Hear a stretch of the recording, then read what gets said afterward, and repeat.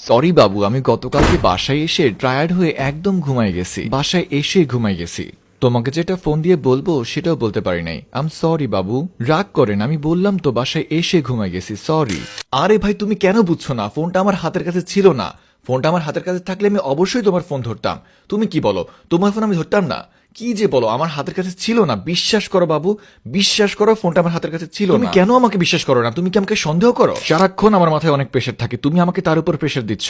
অফিসের মধ্যে গেলে থাকে কাজের প্রেশার, বাসায় আসলেও প্রেশার। একটু যে ঠিকঠাক মতো ঘুমাবো সেটাও পারছি না। এত এত প্রেশার নিয়ে তোমার সাথে কথা বলা যায় বলো? সরি বাবু, আমার ফোনটা কাল সারা দিন বন্ধ ছিল।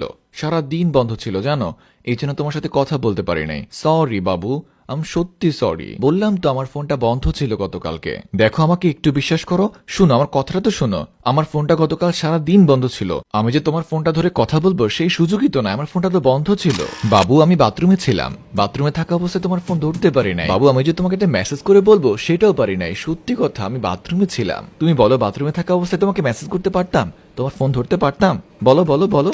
দেখো বাবু, আমার মাথায় প্রচুর পড়াশোনার চাপ।